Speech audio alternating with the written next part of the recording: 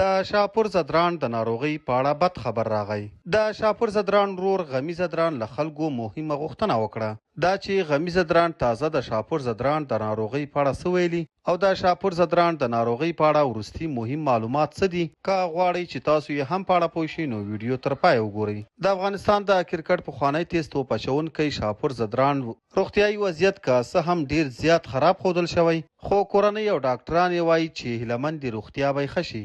شاپور له نږدې تیرو 3 میاشتو د هندوستان په پلازمینه ډیلي کې تر درملنې لاندې دی. د کشر ورور غمی زدران چې له ده سره په ډیلي کې د بي بي سي ته وویل چې ډاکټرانو د ښه کېدو ډاډ ورکړی دی. شاپور زدران له یوې داسې کمسارې ناروغۍ کړېږي چې د ناروغۍ پر وړاندې د انسان د بدن مقاومت ورسره له منځه ځي.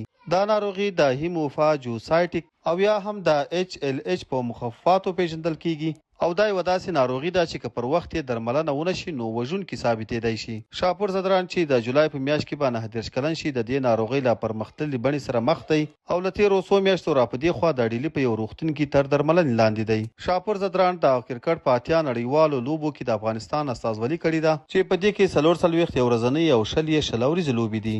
د HLH ناروغي په عمومي ډول په کوچنیانو کې وي خو هغه لویان هم ورسره مخامخ کېدای شي چې د بدن مقاومت یې کمزوری او یا په تیر کې د سرطان ناروغي تیره کړې وي. شاپور زدران له 2009 تر 2020 کاله پورې د افغانستان لپاره د کرکټ لوبې کړې دي. کله چې به دی په میدان کې توپ اچونې ته راتلل نو له خپلې دنګې ونې او اوږدو ویښتانو له امله یې په میدان کې شتون هرې خواته حس کېدل. شاپور لومړی د تیر کال په اکتوبر میاشت کې سخت ناروغه شو او د جنوري په میاشت کې د ډاکټرانو په مشوره هندوستان ته ولېږدول شو. د شاپور زدران کشر ورور غمی زدران چې په کاناډا کې اوسیږي او اوس له شاپور سره په ډیلي کې دا وویل چې هیله لري ورور به یې ښه شي.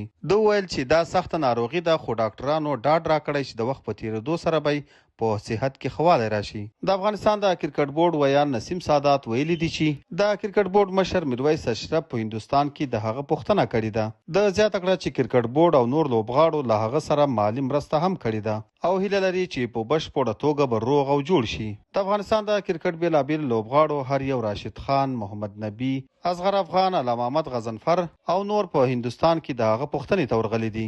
غمی زدران وویل چې د هندوستان د ویزو په ترلاسه کولو کې راشد خان، کرکټ بورډ او اصغر افغان مرسته کړې ده او دوی یې منندوی دي. د زیاته کړه چې دوی تر بل هر څه زیات دعاو ته اړتیا لري.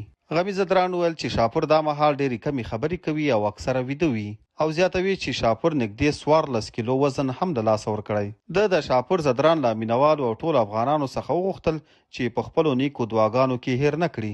شاپور زدران یو 15 کلن زوی لري او دی په خپلو 4 ورونو او 6 خویندو کې تر ټولو مشر دی. درنو لیدونکو دا د شاپور زدران د ناروغۍ په اړه لنډ معلومات چې دلته مو له تاسو سره شریک کړل. تاسو یې په اړه څه نظر لرئ؟ خپل نظر مو راسره په کمنټ کې خامخا شریک کړئ.